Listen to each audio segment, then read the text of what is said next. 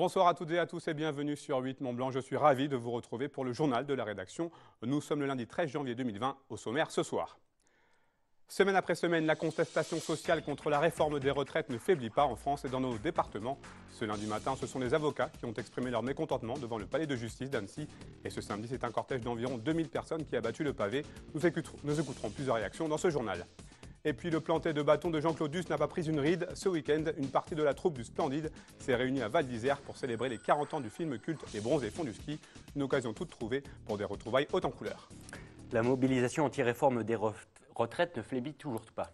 Ce lundi matin, plus d'une centaine d'avocats se sont retrouvés sur les marches du palais de justice d'Annecy pour réaffirmer son opposition à la réforme des retraites. Une mobilisation qui fait suite à celle de jeudi dernier. Mais ni les dernières annonces du Premier ministre Édouard Philippe, ni la rencontre avec Nicole Belloubet, garde des Sceaux, n'ont changé la donne. Les avocats du barreau d'Annecy ont donc décidé de poursuivre la grève ce lundi. On écoute Jérôme Olivier, avocat au barreau d'Annecy. Il répond aux questions de Stéphane Le Tourneau. On ne lâchera pas, c'est-à-dire que vraiment, coup sur coup, on a des réformes successives, mais là, c'est vraiment la triple lame, c'est-à-dire on nous prend nos réserves, on nous baisse notre retraite de base et on nous double nos cotisations. Ce qui veut dire, notre revenu médian des avocats, c'est 3 000 €. D'accord? Donc ça veut dire que grosso modo, ils n'auront plus que 10 mois et demi de salaire. D'accord? Au lieu de 12 d'habitude. Donc leur revenu va passer sur un revenu médian de 3 000 à 2 300 €, quelque chose comme ça. Et sachant que c'est un revenu médian, beaucoup d'avocats gagnent 1 500 €. Donc ceux-là, voire moins, voire le SMIC, voire moins que le SMIC, ceux-là ne pourront même plus vivre. Épreuve que le combat continue ce samedi après-midi alors qu'Édouard Philippe, le Premier ministre, n'avait pas encore annoncé le retrait provisoire de l'âge pivot. Environ 2000 personnes, selon la CGT, ont crié haut et fort leur opposition à cette réforme des retraites. Fanette de Buisson a pu rencontrer ces hommes et ces femmes qui manifestaient pour la première fois un samedi depuis le début de ce conflit social le 5 décembre dernier. On écoute quelques réactions. Ça diversifie un peu. En semaine, il y a les grévistes, donc des gens qui perdent leur journée de travail. Et le samedi, on essaye d'élargir à d'autres secteurs. C'est le but. Le but, c'est de coaguler au plus large pour faire connaître nos revendications, à savoir que ce projet ne nous convient pas. Ce qui me concerne, ça ne change pas grand-chose, que j'étais déjà là sur les autres journées de manifestation, mais je pense que pour certaines personnes, oui, c'est plus compliqué de faire grève et que le samedi, ça peut faciliter. Vous croyez du coup? On s'est dit, tous les collègues qui nous disent je peux pas venir aux manifs, je peux pas faire grève parce que je peux plus perdre une journée de salaire parce que j'en ai déjà trop perdu. Les employés qui disent mon patron va me virer si je fais grève. C'est pour eux qu'on a fait, qu'on se dit qu'il faut faire des grèves le samedi pour tous ces gens-là qui peuvent pas en semaine. Et du coup, on les attendait aujourd'hui. J'avoue que je suis un peu déçue. Pareil, voilà, ouais. Surtout qu'on était là jeudi, on est là aujourd'hui, on essaye d'être le plus là possible et qu'effectivement on attendrait peut-être davantage de présence, mais ça n'empêche pas la lutte dans tous les cas. C'est vrai que souvent les jours de grève c'est le mardi ou le jeudi et donc ça tombe toujours sur les mêmes classes et c'est vraiment, nous, ça nous crève le cœur de faire perdre des cours à ces élèves-là. En plus de ça, évidemment, on perd de l'argent. Donc le samedi, on a une bonne visibilité. Et on pénalise personne, donc c'est tout bénef. On est mobilisé contre la réforme des retraites, donc, et on voulait montrer qu'on était prêt à se mobiliser le week-end aussi. Et de nouveaux rassemblements sont prévus ce mardi à Annecy. Rendez-vous à 14 h devant la préfecture de Haute-Savoie, même heure pour Chambéry, avec un départ du cortège depuis le palais de justice. Popeye, Gigi et autres Bernard sont de retour à Val d'Isère. 40 ans après la sortie du film Les Bronzés font du ski, quelques-uns des acteurs de cette comédie devenue culte se sont retrouvés ce week-end de la station savoyarde pour un anniversaire festif. On regarde ce reportage de Fanny Péchinet, réalisé grâce à des images de nos confrères de Radio Val d'Isère. Pour fêter le 40e anniversaire du film culte Les Bronzés font du ski, les acteurs ont bien retrouvé les pistes de Val d'Isère.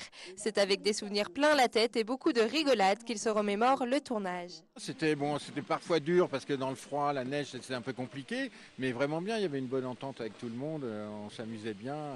Moi, j'ai un peu souffert parce que je m'étais fait une tête de cul quand même avec le collier de barbe et tout.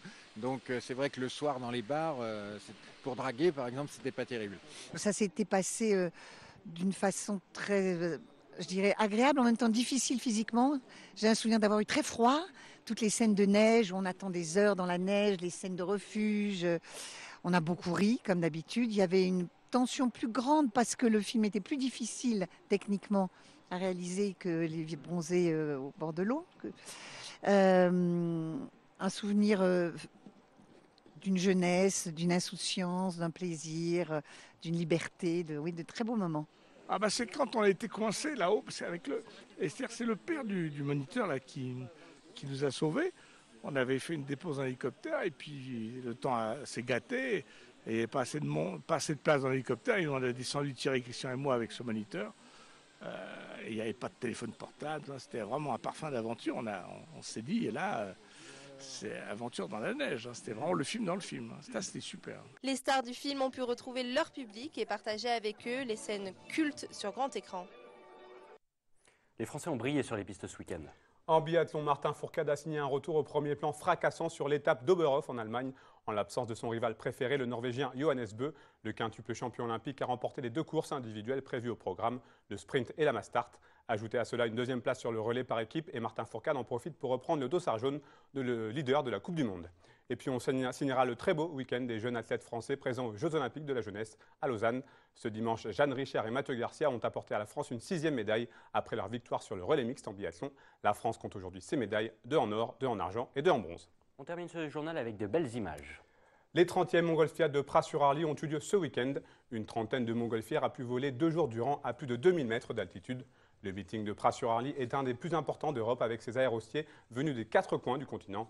Les Montgolfiades internationales sont le seul meeting qui a lieu en hiver en France. Merci à l'Office de tourisme de Pras-sur-Arly pour ces images. Et on se quitte avec d'autres très belles images, celles du 41e marathon de Bessan. Elles sont signées François Pirot. Vous avez d'ailleurs pu suivre cette édition 2020 qui a rassemblé 1500 athlètes en direct sur notre antenne ce dimanche. Au niveau sportif, Gérard Agnelet s'impose chez les hommes. Alicia Choron, elle, remporte la course féminine. C'est la fin de ce journal. Manu, je te laisse conclure l'émission. Merci à vous pour votre fidélité à l'information sur 8 Mont-Blanc. Mardi, je vous retrouve depuis les G où nous serons en direct pour la Grande Odyssée Savoie-Mont-Blanc pour une émission spéciale.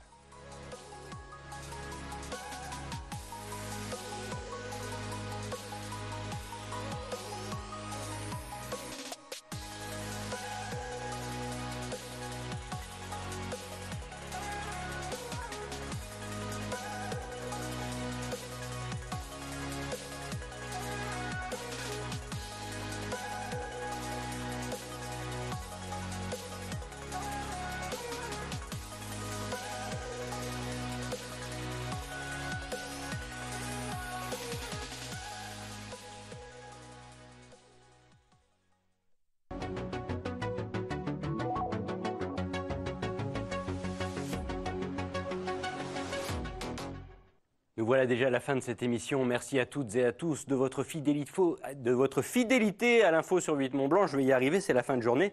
Si vous nous regardez en direct, vous retrouverez ce soir à 21h sur notre antenne Les Alpes, sentinelles du paysage, un documentaire qui parcourt les Alpes du Nord à travers les portraits de femmes et d'hommes qui entretiennent et préservent notre paysage alpin.